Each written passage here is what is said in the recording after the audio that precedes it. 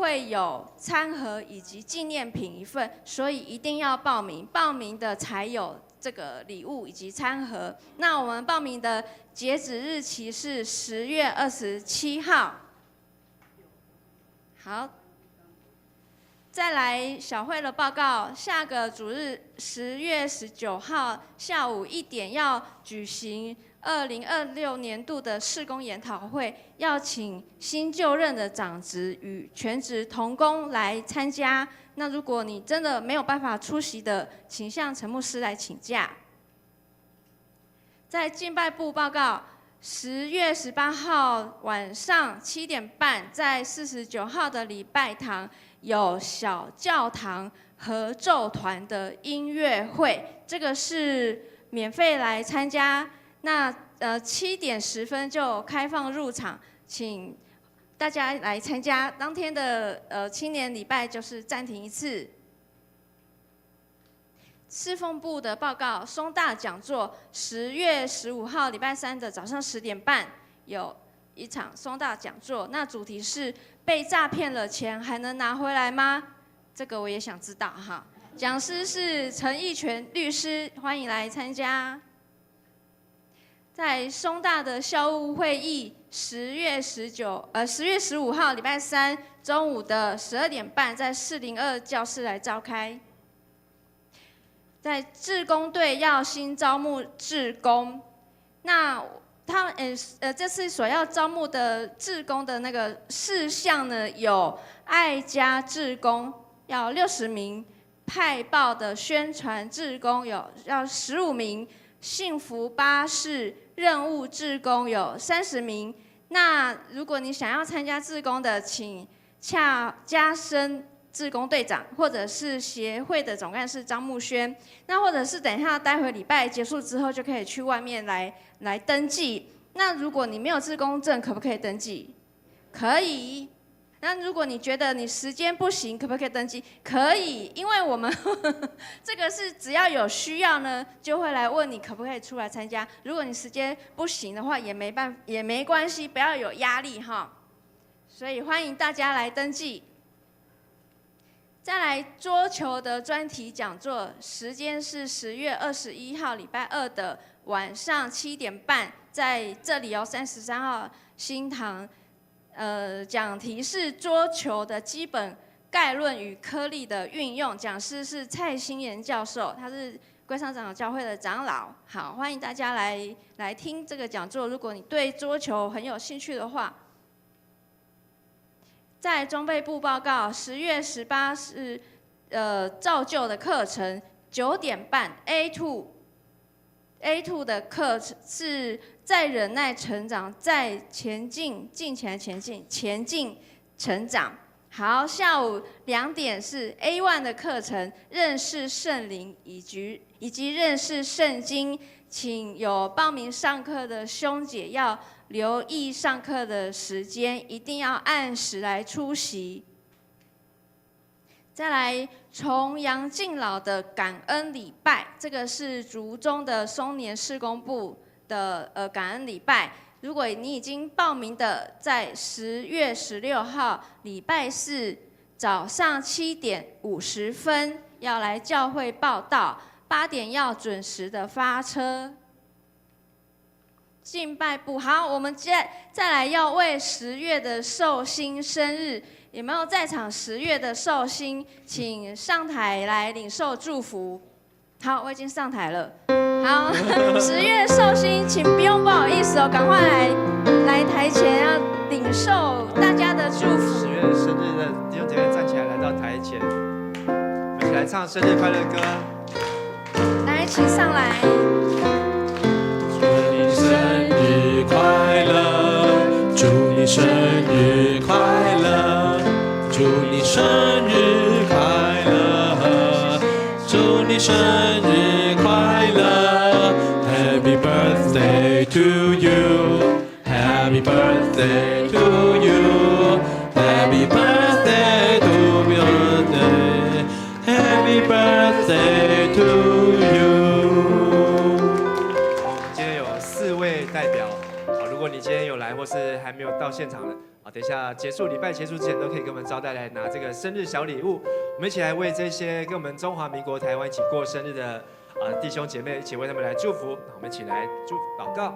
亲爱的天父上帝，我们感谢你这个月是10月份，也是我们中华民国在台湾的114周年的国庆。我们为了我们全国一起庆祝，也为我们在10月生日的弟兄姐妹一起来祝福。也感谢你赐给他们能够成为我们的弟兄和姐妹，能够在主里面都能够成为一家人。主啊，也求你赐福在场在座或是在周报上有59位生日的弟兄姐妹，每一位都能够出也蒙福，入也蒙福，都能够有上帝的爱与恩典同在。也求主耶稣的宝血来涂抹遮盖，使他们身上不论有什么样的软弱疾病，主啊，都求你亲自来医治。也求你在他们身上来彰显出神你奇妙的大爱，主要让他们所到之处都能够看见神你的信实。我们同心在你的面前献上我们的感谢、祷告、祈求、祝福，都是奉靠主耶稣基督的圣名求，阿们。再次拍手来祝他们生日快乐，生日快乐，请回座。好，再来要介绍来宾，今天有一位新来的姐妹，叫做张美英姐妹，请问你在哪里？哦，美英姐，好，欢迎你来。好，谢谢，请坐，欢迎你。好，再来我们要一起来读圣经，在以西结书37章1到10节。那今天只有10节，所以我们一起来读。预备，来。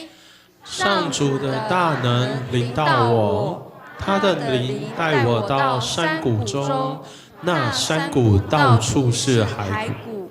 他带我走遍山谷，我看见山谷里堆满了极其干干的骸骨。他对我说：“必朽的人啊，这些骨头能再活过来吗？”我回答：“至高的上主啊，只有你才知道。”他说：“要向这些骸骨说预言，告诉枯骨要听上主的话，要告诉他们，我至高的上主对他们说，我要吹一口气进你们里面，使你们再活过来。我要使你们生筋长肉，包上一层皮。我要吹一口气进你们里面，使你们再活过来。这样，你们就知道我是上主。”于是我遵照上主的命令说预言。正说的时候，我听见了瑟瑟的声音，一阵骚动，骸骨彼此连结起来。我看的时候，骸骨开始生筋长肉，包上一层皮，但是躯体没有气息。上主对我说：“必朽的人啊，你要向风说预言，告诉他，至高的上主这样说：从四面八方吹来，吹进这些躯体，使他们活过来。”于是我遵照上主的命令说预言，进入躯体，躯体就活过来，站立起来。他们的数目多得足够编成军队。接着要请本堂的陈柏志牧师来跟我们分享信息。那今天的题目是枯骨复活，枯骨复活。好，我们拍手，谢谢翠玲长老。大家平安。我们这个礼拜是双十连假，那但是看到很多弟兄姐妹，大家没有在外面露营或是在线上看直播，能够来到现场参加礼拜好，也给自己掌声鼓励一下。其实上个礼拜是中秋连假，放到礼拜一，好，然后呢，礼拜5、6日又开始放国庆连假，好，所以大家放假有没有放得很累？有没有很想赶快回去上班？不要，没有，还是想要继续放假。但是在放假当中，如果有做好规划，啊，你可能就可以好好的享受。如果没有做好规划，你可以发现怎么去到哪里都在塞车。啊，这2天教会的青年牧区，他们有安排一个退休会，啊，是去到宜兰，好，那他们很早7点就从教会集合出发，啊，但是还是在雪隧呢，还是塞了半个多小时。好，那回来的时候呢，也是从宜兰吃完晚餐回来啊，又在雪隧前面呢，又塞了快要40分钟啊。哦，不过呢，虽然只有前来回都塞了快要1个多小时加起来，啊，不过那2天的时间，好，可以在宜兰那边的活动，啊，是非常的值得啊。好，所以跟你旁边说，哦，做好规划，塞车也值得；做好规划，塞车也值得。啊，如果没有做好规划呢，你会发现哦，怎么走到哪塞到哪，这里的人多，那里的人多。所以我们的人生其实常常需要做很多的规划，包括教会，我们2个礼拜前已经选举完，好，新任的长老和执事，好，那接下来这个月、下个月一直到年底，我们都要做2026的规划。当我们有好的规划，我们就不会塞车塞在雪山隧道。当我们做好规划，就会发现这个金钱或是教会的预算可以做好分配。好，就像今年教会60周年。好，办了大大小小看的活动啊。好，第一个活动应该就是去那个德国宗教之旅啊。哦，一开始就跑最3月就去了。好，然后到后来的环岛，到后来全教会的退休会。好，但是这些好，当做好规划的时候就不会塞车，好，就能够一一完成。好，但是如果没有提前来规划，你可能想到要做的时候呢，已经太晚了，已经太慢了。好，太慢了。好，所以像我们去退休会的时候去宜兰。去了，想说我们明明就住在东山，为什么要把我们载到宜兰壮围？好，然后去吃一家餐厅呢？好，后来去吃了之后，发现说，哇，开了这么远的路，好，其实也不远，只有开15分钟。但是宜兰这边从罗东到壮围，好，发现这15分钟很值得啊！好，因为这个小个短袜，好，便宜又好吃，好，所以呢做好，而且呢你当天要定位的时候已经怎样定不到位，好，因为教会有30几个年轻人一起去。所以，当你要做好规划，就可以享受规划所结出来的果实和成果。这次退休会的牧师和牧师娘啊，大概是年纪最老的，年纪最老。好，那牧师娘要出门前呢，好，又因为参加体适能太认真去闪到腰，所以他就用一副老人的姿态，就这样子，好，扮演一个老阿婆啊，就这样跟着参加退休会。可是也让我们发现说，人呢年纪都会大，好，年纪都会老，好，而这个我们的身体老了，骨头马上就会告诉你啊，好，这个骨头就会发出讯号，所以我们要怎么样让我们的骨头很重要，哈，如果这骨头不够强健的话，好，包括我们的牙齿，好，也是骨头的一部分，好，如果没有强健的话，你的生活很多的架构和主干，好，就没有办法成为一个样子啊。所以盼望今天这个信息呢，不是只有听到枯骨复活，好，今天的信息是你的骨头也要更加的强壮啊！我们一起来做个祷告。亲爱的爸父神，我们感谢你带领我们从中秋连假一直到国庆连假，啊，也让我们能够有更多的时间机会和家人和教会的弟兄姐妹能够一起团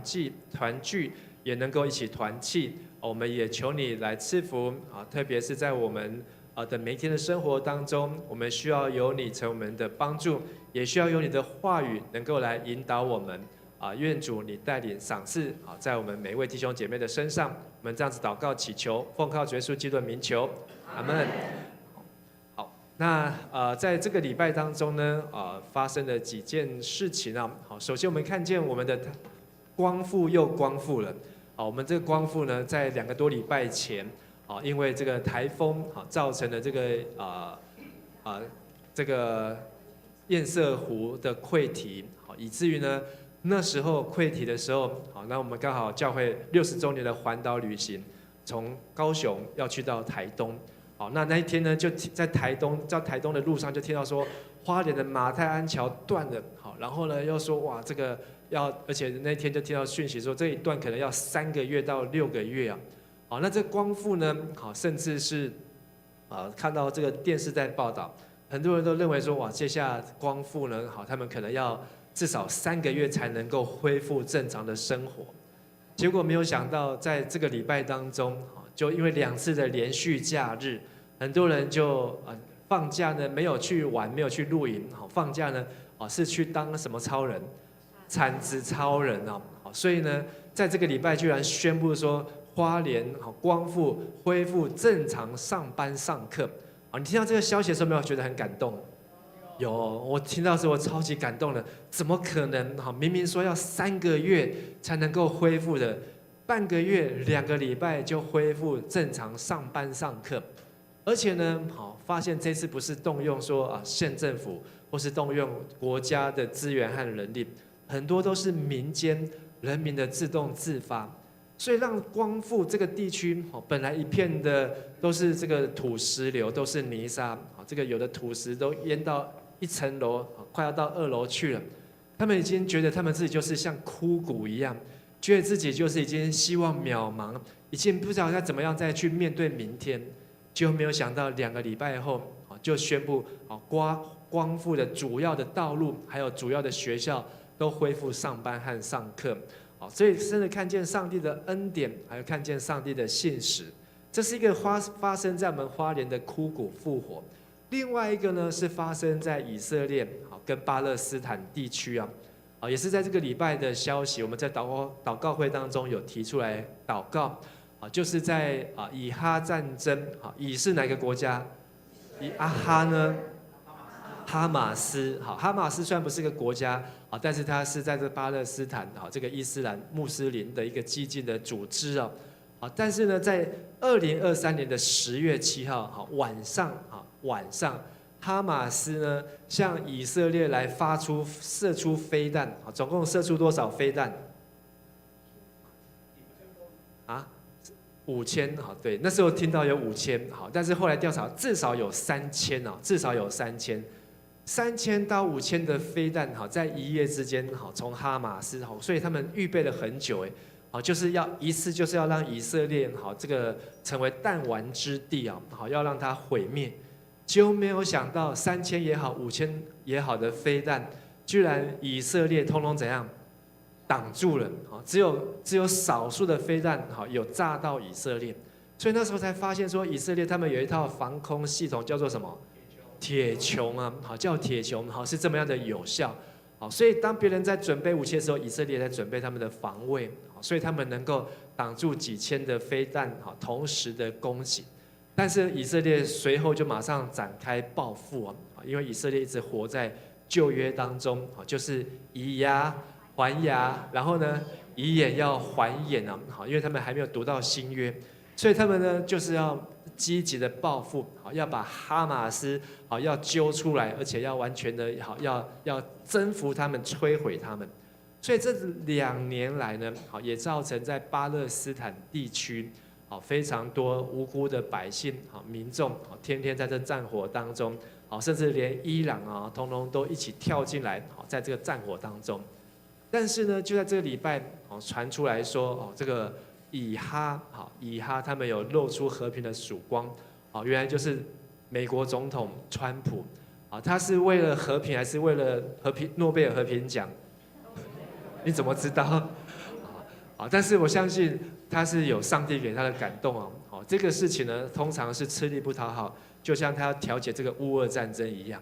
但是呢他这次去调解以哈战争呢，没有想到居然快速又有效，两边的人都愿意接受，这是一个非常不可能的事情。所以你可以看到这些照片，活在当地的人，他们在战争当中2年呢，以色列总理是绝不手软的，他就是要赶尽杀绝，但是居然有可能能够停止战火，两边都愿意休兵，这是一个不可能的事情。但是也让我们看到，这好像是一幅枯骨又复活的景象。枯骨复活这个意象呢，最早出现就是在以西结书，那时候讲到呢，就是可以说它是预表上帝的灵呢，要再一次来临到，使这些已经死去的人，甚至只剩下骨头，连这个骨头都已经枯干的，居然还能够再复活。所以台语说死人骨头怎么说？西兰骨头啊！这是我小时候常常在电视上面看到那个老婆在骂老公的话，有没有这个印象？有没有被骂过西兰骨头？这个老婆在骂老公西兰骨头就常常用这个在骂这个老 Coco 但是呢，死人复活，死人的骨头在以西结书它成了一个意象。这个意象呢，就是已经死去的人都已经成为骸骨了，但是呢，居然我们刚才读的经文，上帝要让他骨跟骨要再连在一起，而且呢，骨还要长出肉，还要长出筋，然后还长出皮再包起来，而且还要成为一个极大的军队。这个意象在以西结书当中是一个非常精彩的一部分非常精彩的一部分。而这一天，这个以西结书呢，从33章今天我们所读到的灵修，一直到我们下个礼拜天读到的39章，刚好就在讲到一个枯骨复活的顺序所以枯骨复活它是有一个 SOP， 这个 SOP 它有一个枯骨复活的顺序，包括33章上帝要先设立守望者，34章上帝要安排好牧人，35章上帝说有一个坏邻居，36章要过新的生活，上帝的百姓要过新的生活，37章就是枯骨复活，要有新的生命，而38章从38章到37章要进入就是有大灾难，而最后39章是什么呢？大复兴。所以这7章呢，每一章它都有一个 SOP， 有一个顺序。这个顺序呢，其实我们这样看下来，跟新约的顺序也可以做个对照，就是上帝要差遣先知来，要来警告天国近了，你们要悔改。所以这些先知出来传道的时候，目的是要人怎样回转，要人悔改。而上帝说，这些回转的人，上帝要寻找人子来，要寻找拯救什么失丧的人，然后要让他们怎么样得到平安。所以耶稣成为他们的好牧人，去寻找这些失丧的人，把他们带回来，当他们回转，让他们能够住在平安当中。但是耶稣说，只有平安还不够，因为还有很多的征战。这些的征战就如同狮子游行，四处寻走，在寻找可吞吃的人。所以如果你不警醒，你没有预备好，就像以色列如果没有预备好铁穹，几千颗的飞弹飞来的时候，这个国家搞不好就完蛋了。但是他们还能够到现在还可以依然的屹立不摇，因为他们都有不断的在预备自己，他们不断的在警醒提醒自己。而这样的征战是要让我们能够归回。所以上帝告诉以色列人，你们虽然被掳，而且被掳不是只有一次，被掳了3次，但是你们有日子满了70年，这是耶利米书所说的70年的时间满了，上帝要使他们再次回到这块土地上面，而且要在这个土地上面重新生活，而且还要生养，后面还有2个字，众多。这是记载在以西结书当中36到37章。上帝要把他们从遥远的地方再带回来，让他们重新生活，让他们也能够继续在这边繁衍下一代，能够让下一代比这一代的更强。所以这是上帝给他们的应许，给他们的祝福。而38章就是37章，当他们归回之后的一个任务，就是要建造圣殿。这个圣殿呢，在以西结书37章的后半段，用这样的形容，就是2个杖子，2个杖，2个棍子。这2个杖呢，一个是北边的以色列，一个是南边的犹大。上帝要把这2个杖接在一起，成为一根杖，就是要成为一个合一，成为一个合一的杖，让这个合一呢，能够同心合意的敬拜上帝。不是在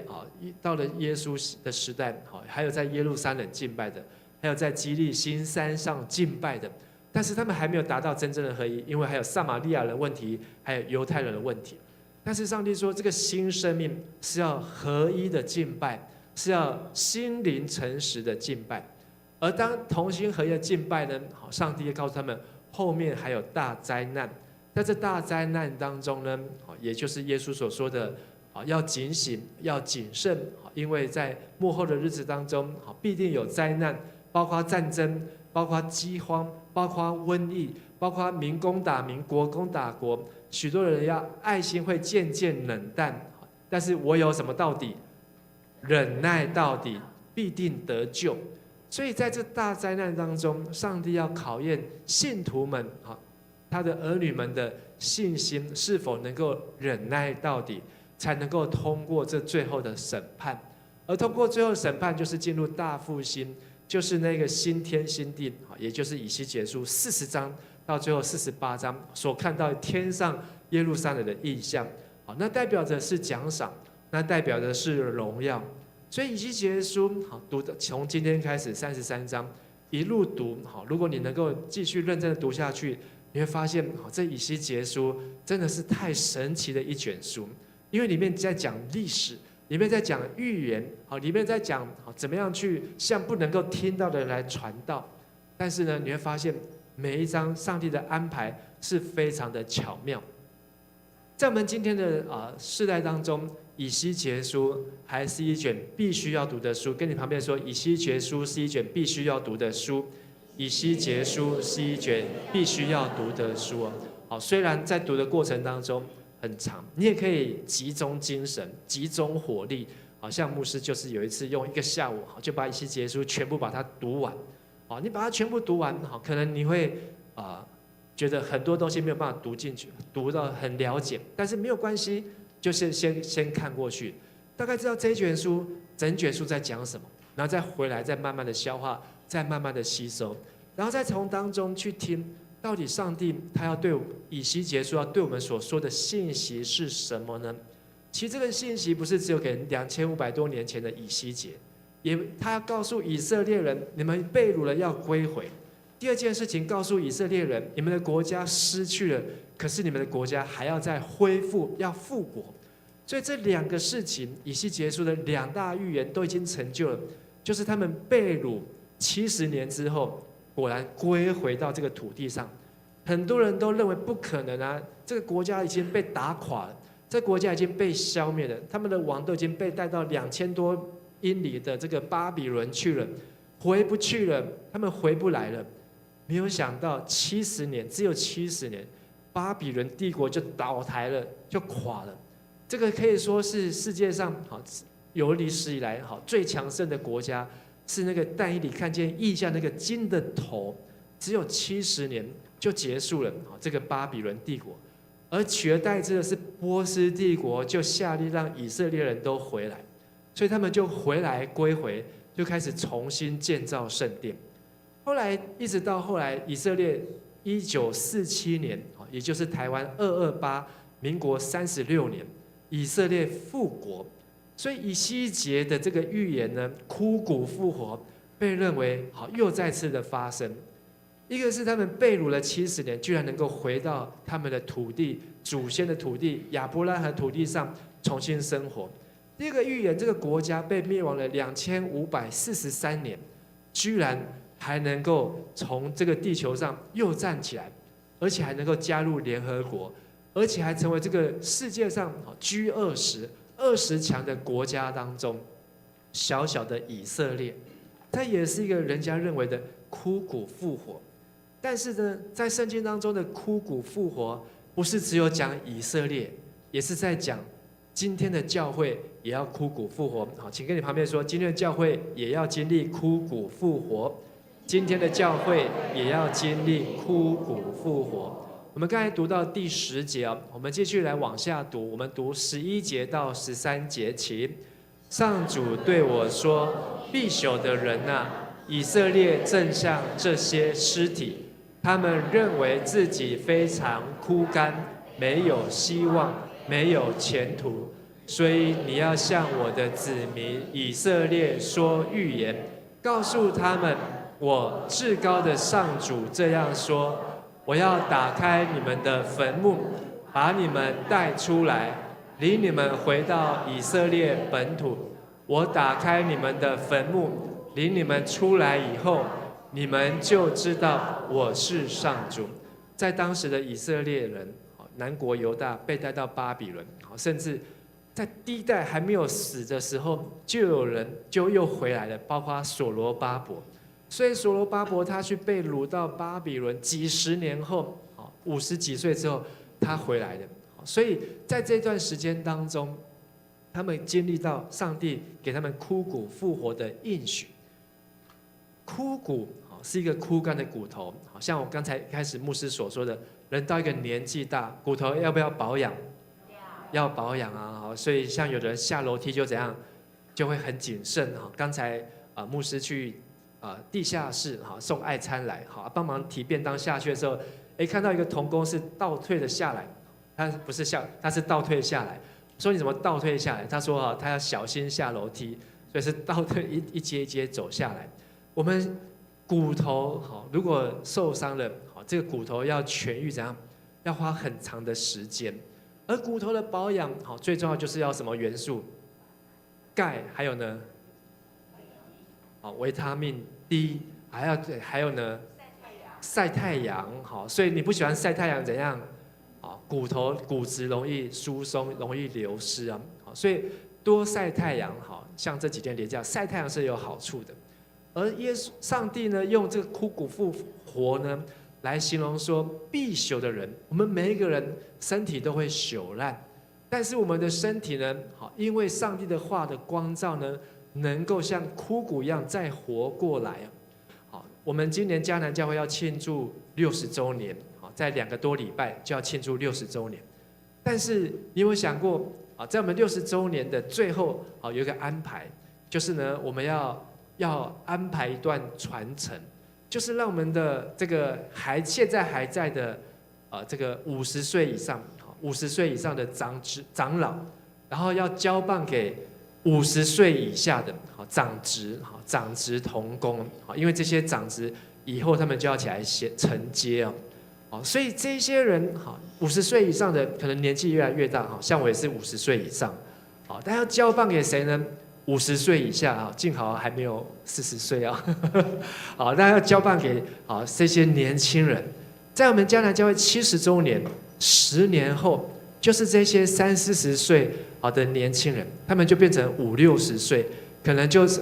40-50岁了，讲太多了，40-50岁，可能就成我们接下来预备迦南教会最重要的中坚分子。所以我们要为他们来祷告，为他们来祝福。我们要有一个计划，就是能够在接下来的日子当中，能够集中这个心力，能够集中力量，能够栽培我们在教会的30-40岁到50岁的这些同工，让他们能够更认识我们的教会，让他们能够更认识我们的上帝，让他们能够更认识我们的信仰，让他们能够成为一个很好的这个传道人。我们来读第14节，请。我要把我的气息吹进你们里面，使你们再活过来，让你们住在自己的土地上，这样你们就知道我是上主，我说了一定实行，我上主这样宣布了。我们要传承，但是这个传承呢，不是只有在我们自己，我们要传承给下一代。所以当上帝的话吹到人的心中，就好像上帝的生命的气息能够进入到人的里面去。我们在读这个以西结书的时候，牧师也可以明显的感受到，每一天一开始的时候，大家都很认真在参与然后呢会早上一起起来看 YouTube，牧师都会看，6点开始播，7点的时候呢，大概就有60个人会上去看完了。然后呢，这个第2周、第3周、第4周，像现在已经到了第30几天，接近第5周了，就到了6点之后，只剩下20几个人，就该剩下一半的人。那看的次数呢，也会因着连续假日，所以牧师也相信连续假日大家没有比较闲，大家比较忙，所以在放年假的时候呢，看的人的次数也变得比较少，但是牧师还是要鼓励大家，就是不论如何呢，你还是要能够持续，因为上帝的话就是灵，就是生命。你让上帝的话能够进入我们的里面，让我们能够再活过来。所以跟你旁边说，上帝的话进入我们里面，使我们能够再活过来。上帝的话进入我们的里面，使我们能够再活过来。所以你想要让你的骨头能够强壮，刚才讲的维他命 D，然后呢钙，晒太阳，还有一个就是什么？读上帝的话，读上帝的话。忧伤的灵使骨枯干，喜乐心乃是良药。当上帝的话进入你的里面，把你里面那个忧伤的灵能够医治。上帝的话进入了里面，让你的骨头可以再次永耀起来，就是可以再次活起来。所以你要常常读上帝的话，它不只是滋润你的心，还滋润你的灵，还滋润你的骨头。所以在跟你旁边说，上帝的话能够滋润你的骨头。所以当你常常读神的话，上帝的话呢，它要进入到你的生命当中，让你的骨头也能够强健起来。所以我们每一个人都要学习来读上帝的话。刚才我们看到从33章到39章以西结书这7章，也是我们这8天当中所要读的。我们会经历这七个过程。所以在复习时，牧师都把它用3个字，就让大家容易记。第一个是33章是守望者，34章呢好牧人，35章、36章、37章、38章、39章。所以从守望者，最后呢经历了好牧人，经历了坏邻居，又经历了新生活，经历了新生命，经历了大灾难，最后就能够经历到大复兴。而守望者他要做的工作，就是要去警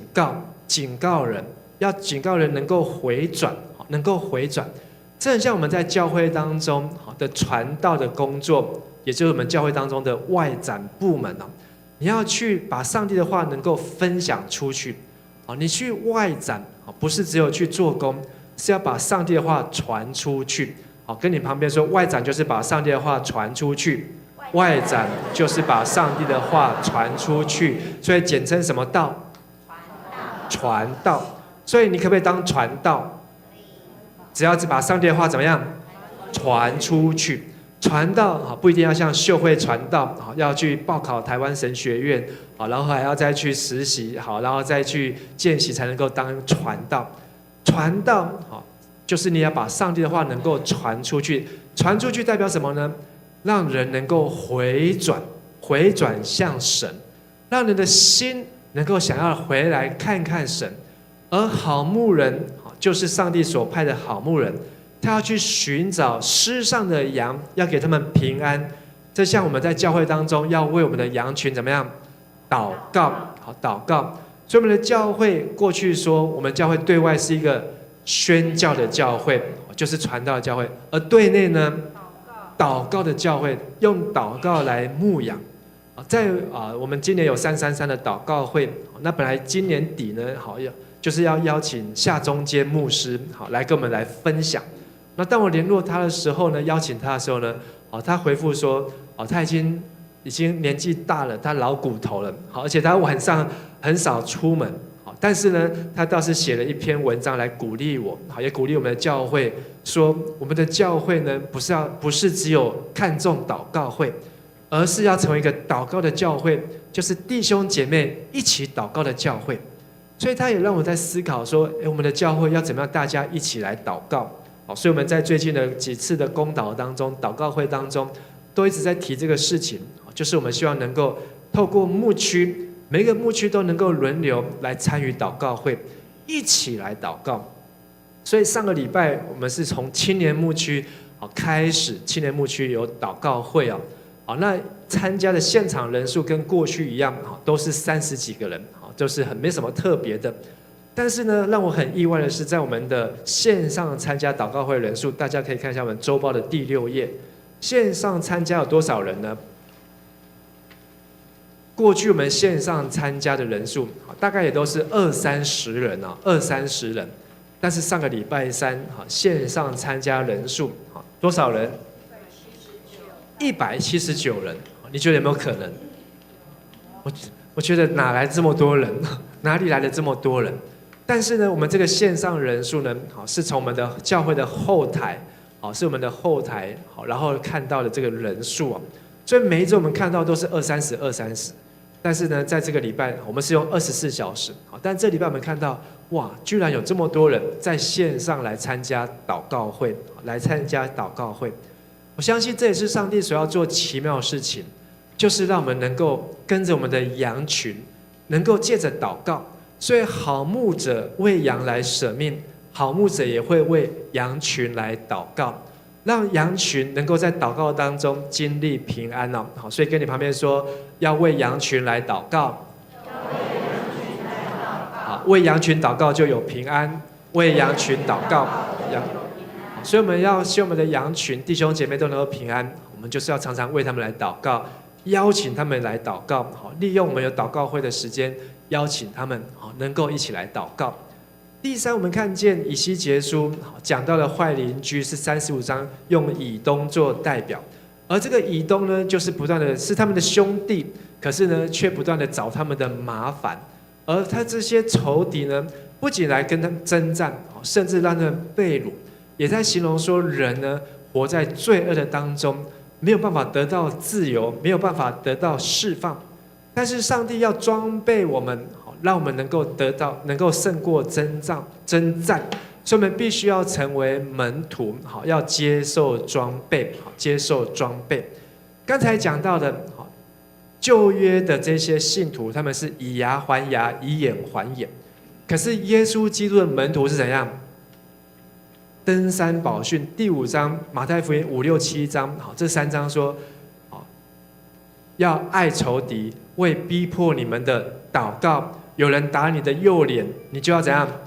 左脸给他打。有人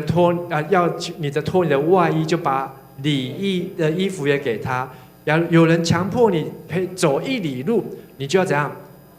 愿意甘心乐意的走2里的路，也是甘心乐意的。这是一个门徒，他是被预备好去面对各种的征战，所以我们要成为一个门徒，我们就是要接受装备。在我们教会从去年到今年，我们开始有这个 A1 初信造就的课程，里面有12课，就是要装备你。当你遇到坏邻居的时候，当你遇到仇敌吞吃像狮子在吞吃人的时候，你知道怎么样去面对。然后我们还有 A2 的长大成熟，有8课，那么还有 A3 跟 A4， 这些总共有40课呢，就是要装备每一个羊群，能够遇见坏邻居，遇到征战，遇到罪的时候，知道怎么样去得胜，怎么样去胜过。像我们的 A2， 上一次的这个讲到试探，第4课，怎么样去胜过试探，这些都是在帮助我们。所以牧师要鼓励我们迦南教会弟兄和姐妹，你们要报名参加 A1 和 A2 的课程，跟你旁边说要报名 A1 和 A2 的课程，然后再跟他说，今年报名不用缴报名费，今年报名不用缴报名费，什么意思？明年报名好就要缴报名费，好，所以今年我们还有，因为今年报名都算是白老鼠。好，虽然不是白老鼠，好，今年报名的人，好，我们要鼓励，好，所以我们都没有缴报名费，但是我们希望呢，这些缴的报名费也不是拿去教会用，缴的报名费通通都是用在报名的人的身上。你会发现说，哇，来参加这个课，好，还有课本，还有点心，好，然后还有还有证书，这些的报名费都是用在你的身上，是要鼓励你被装备，要成为什么徒？门徒。你知道怎么样去面对仇敌，你知道怎么样去爱仇敌，而不是人家打你的右脸，你马上连他的左脸、右脸都一起打下去，不是过属血气的生活。而新生活代表我们要归回，要生养，代表我们要学习去爱人啊。当我们读到以西结书这个礼拜，我们读到36章的时候，你会发现上帝给以色列的一个美好的画面。就是上帝把这些羊通通带回来，而且要上帝牧养他们，让他们有青草地、溪水旁，让他们可以在这个地方生养众多，让他们活在这个地方是一个有爱的环境，让他们在这个地方呢是能够培育下一代。所以上帝给人学习爱人，就是要能够来培育下一代。我们跟旁边说，培育下一代。我们都很会爱人，可是我们爱人如果没有一个爱的结晶，没有培育下一代，我们的爱人的功课还要继续的努力。所以你看以西结书36章，就是让以色列子民他们有没有培育下一代？有啊，到今天以色列虽然这个国家只有700多万人，但是他们在世界上有几千万人的犹太人、以色列人，他们在世界上其他的国家，甚至在操纵很多世界国家的主要的银行，像美国的财富，据传美国的财富呢，很大部分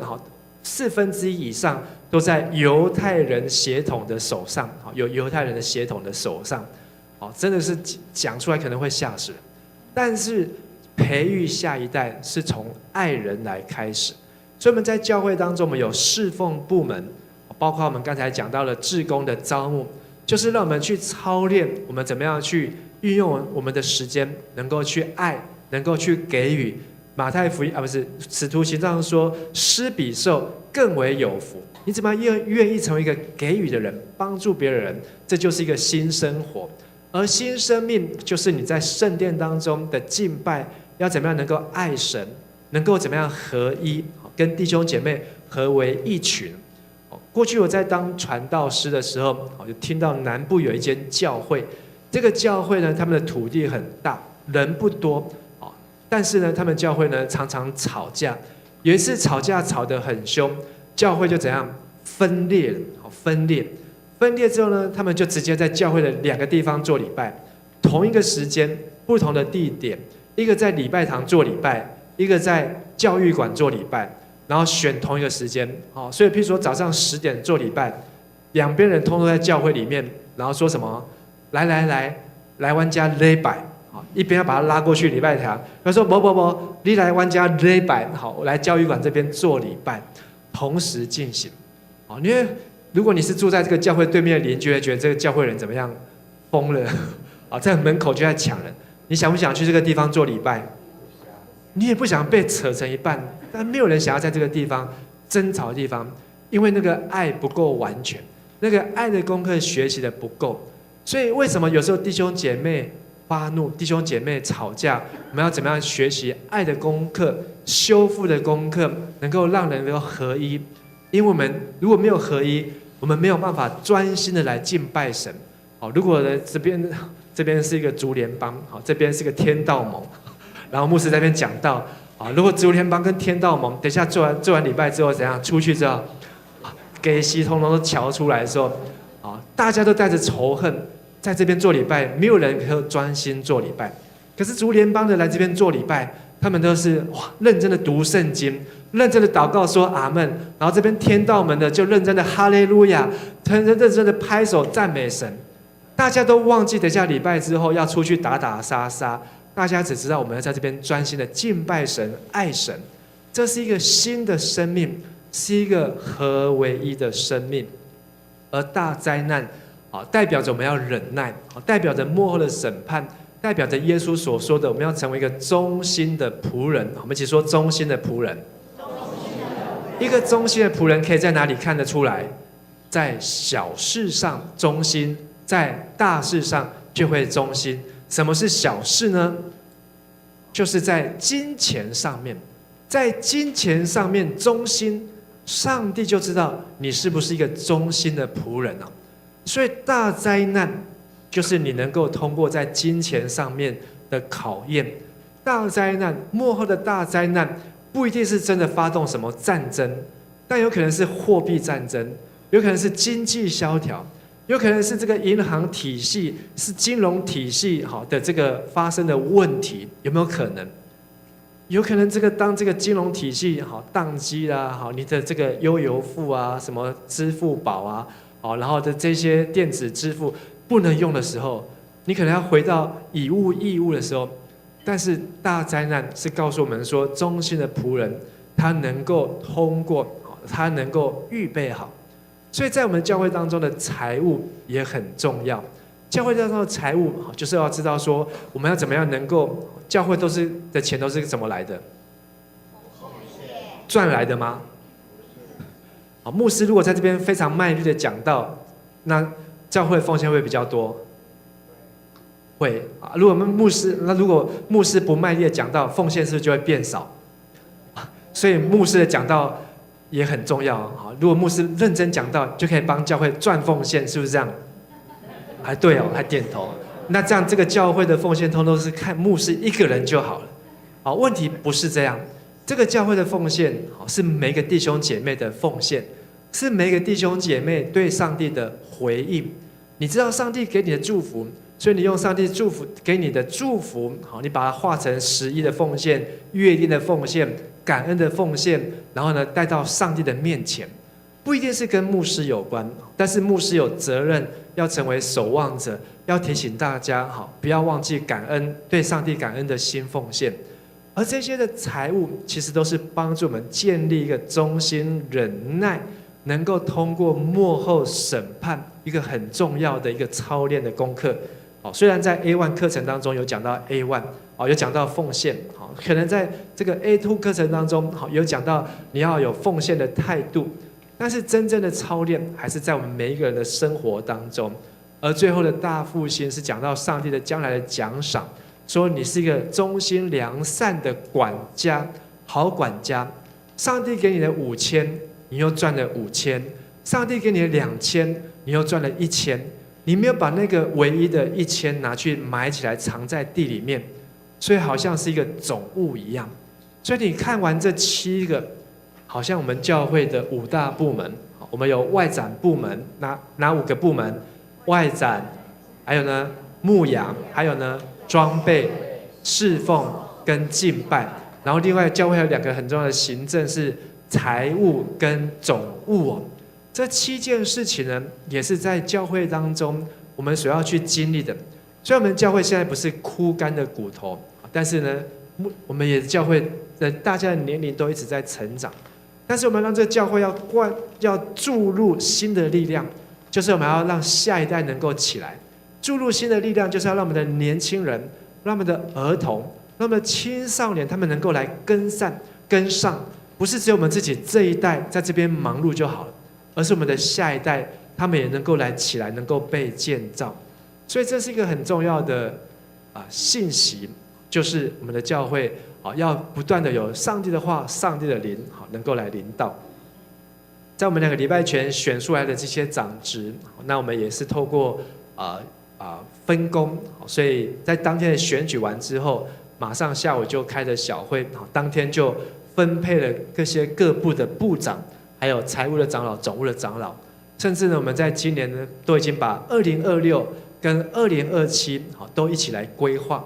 也就是说，我们有外展部的部长，还有外展部的副部长，而这副部长呢，就是接下来2027年的部长，也就是说，每一个人呢，每个长老或执事，他可能在一个部门服侍呢，大概是2年，2年。那2年之后呢，他可能要再到另外一个部门去服侍，就是要去学习。所以牧师期待每一个来这边，每一个在迦南教会的长老、执事，都能够从这7个部分传道、祷告、门徒、爱人爱神、忠心良善的管家，都能够操练这样的身份。在我第一次来迦南教会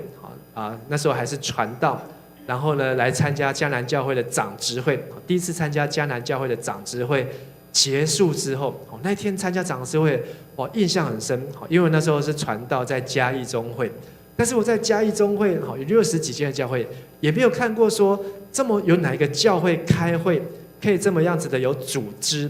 可以这么样的有效率，然后呢可以这么样子的有计划。所以那时候我参加长执会，看到每一个长老执事在各个部门报告的时候呢，真的都是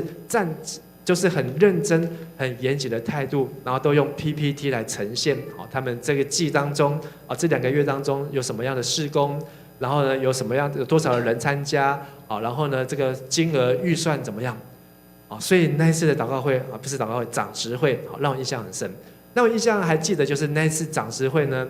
郑牧师郑正仁牧师就叫我刚来的传道说，陈传道请你做结束的祷告，做结束的祷告。所以我还记得我那次的祷告是祷告说上帝这个求你祝福不是只有迦南教会，祝福呢全台湾的长老教会的长执们都能够像迦南教会的长执们一样，这么样子的认真，可以这么样的努力。这是我那时候印象很深的。就一过了已经20年，这是我20年前，20年后又回来迦南教会，又继续在这边跟我们的长子一起在努力，一起在祷告。我觉得我的感动还是一样，就是我们迦南教会的长子，不仅是要成为全台湾每一个长子、长老教会长子学习的榜样，我们要成为我们下一代，成为我们下一代学习的榜样。这次我们去开新竹中会，去开中会，然后呢，新竹中会听到说，你们迦南教会用电子投票，他们觉得说不可思议，不可思议。但是我们真的就是完成了一次的电子投票。一开始的时候，很多觉得不可能，但是透过我们的同工们，大家一起努力，大家愿意尝试。这也是我们在60周年给70周年的一个挑战。就是我们要有看到意象，我们的意象不是只有在今年12月31号，然后明年一片空白，不是这样子的。我们的意象也不是只有在2026，还要看到2027，甚至要看到是在2035年的时候，迦南教会70周年的时候，我们要怎么样能够让枯干的骨头能够注入上帝的话？我们要怎么能够看到这些骨头能够连结在一起？能够长出肉，能够长出筋，能够长出皮，还能够成为一个极大的军队。阿们。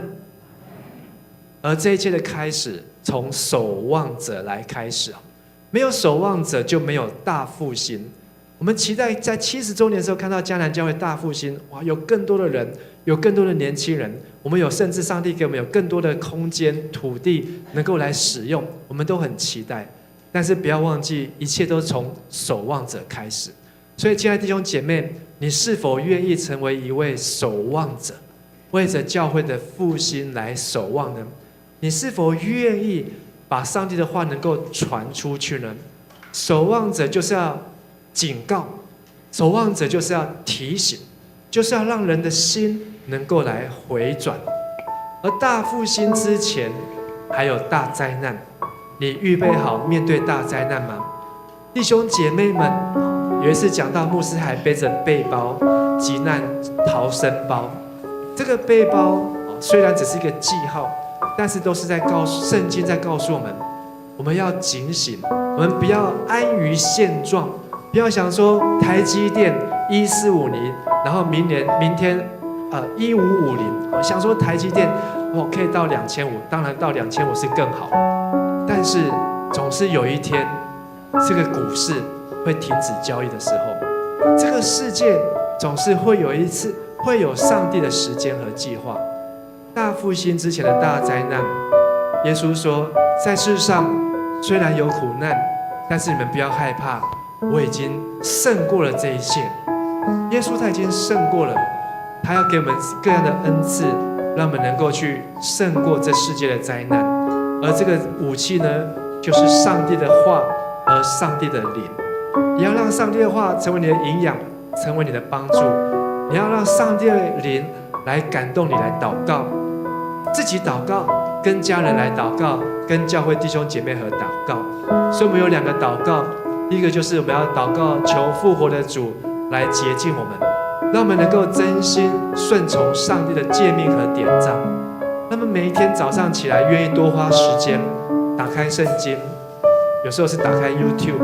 有时候像你听到是台语听不懂，但是你也可以去找华语来听，你也可以自己念给自己来听。最重要就是让上帝的话能够成为你一天的开始，好吧？我邀请大家，这次我们一起来祷告，祷告说：主啊，帮助我成为一位守望者，让我能够每一天聆听你的话语。我们一起开口为自己来祷告。亲爱的天父上帝，孩子感谢你，主啊，让你的话语能够成为我们脚前的灯，路上的光。主啊，求你帮助我们，让我们都能够活在你的光中，活在你的话语当中。愿你的话语成为我们脚前的灯，路上的光。愿你的话语能够成为我们随时的帮助。主啊，求你的灵来感动我们。主啊，让我们能够听见你的声音。主啊，让我们能够效法耶稣，学像基督，让我们能够行走在真理当中。主啊，让我们知道，我们不仅是要成为守望者，我们要成为一位好牧人，要为我们的羊群，为主的羊群来祷告，也让我们能够成为门徒，来预备好真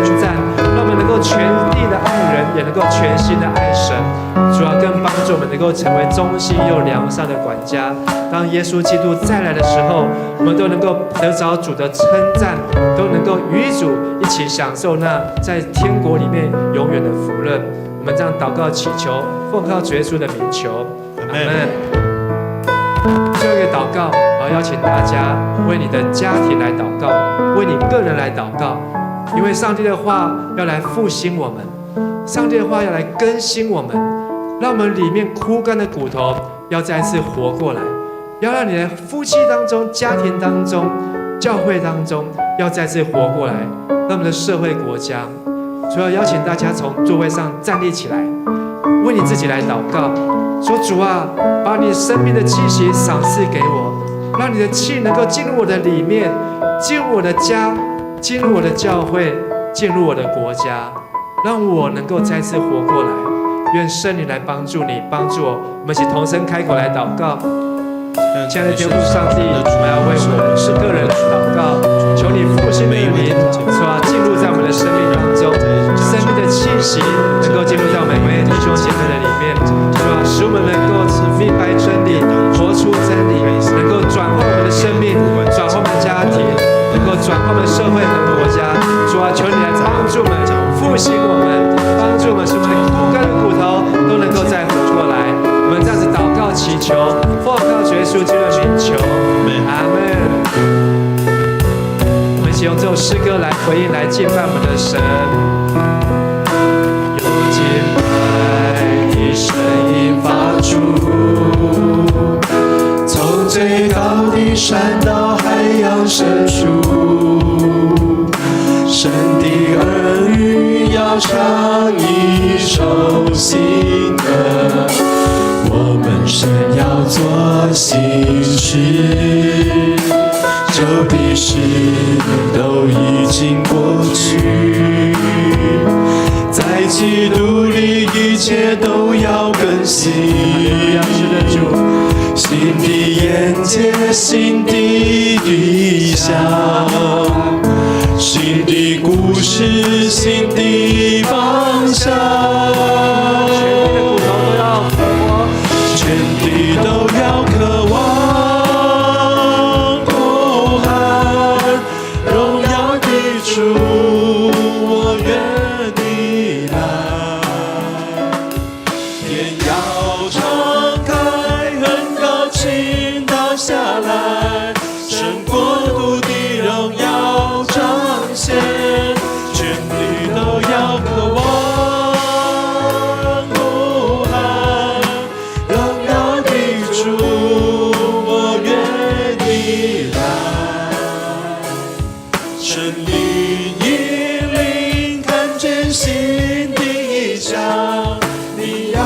新的事在我们中间。今天是江南教会60周年，上帝要使用你，使用我们。无论你的骨头是干的，无论你的骨头是健康的，上帝要使用你，使用我们，复兴我们。有敬拜的声音发出，从最高的山，从最高的山到海洋深处。神的儿女要唱一首新歌，我们神要做新事，旧的事都已经过去，在基督里一切都要更新，新的眼界，新的意象。新的故事，新的方向。我们举起手来宣告，全地都要渴望呼喊，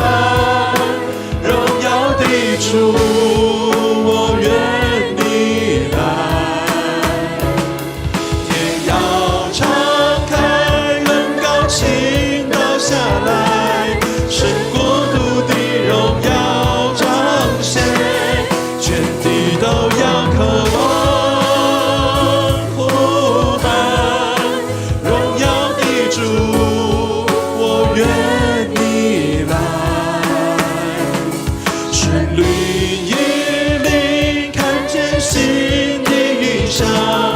你要做新的事在我们中间，全地都要渴望呼喊荣耀的主，我愿你来，天要敞开，很高倾倒下来，神国度的荣耀彰显，全地都要渴望呼喊荣耀的主，我愿你来，生命引领，看见新意象，你要做新的事在我们中间。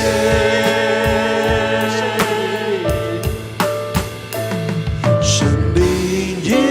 领，看见新的意象，你要做新的事在我们中间。亲爱的天父上帝，我们用心灵诚实来敬拜你。谢谢你透过以西结呼召我们要成为迦南教会的守望者，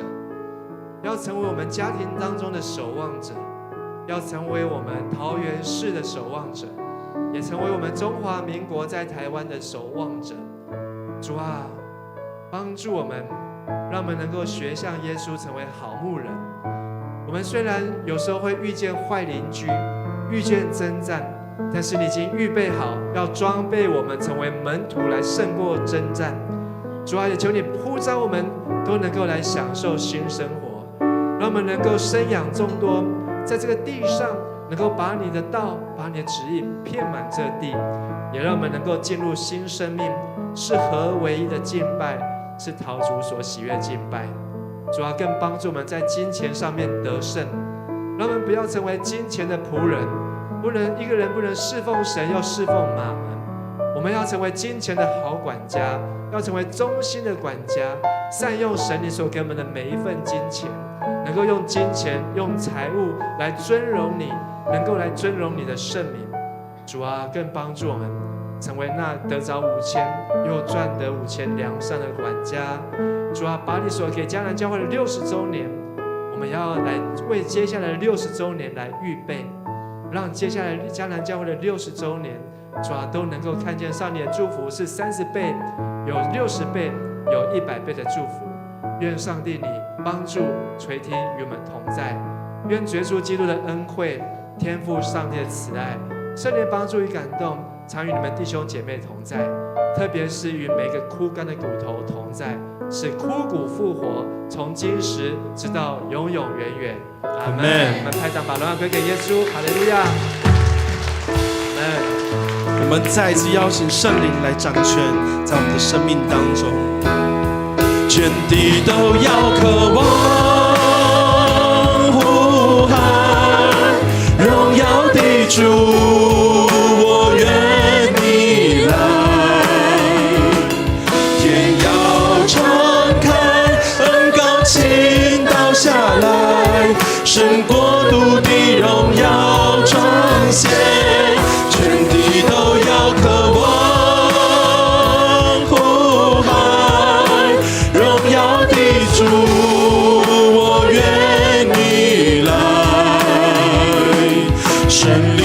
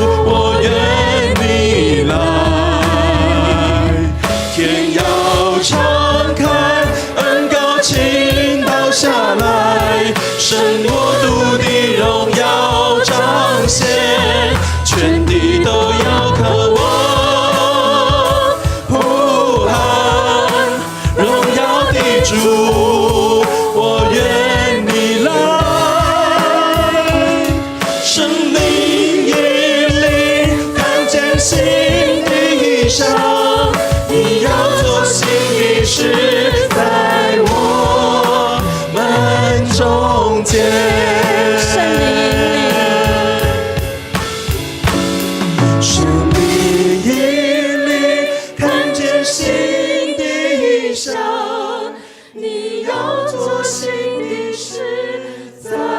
我们中间。我们将我们的赞美献给神，哈利路亚，哈利路亚，将我们的赞美献给神，哈利路亚，感谢主。今天礼拜就到这里结束，请大家互相请安，然后帮忙恢复场地。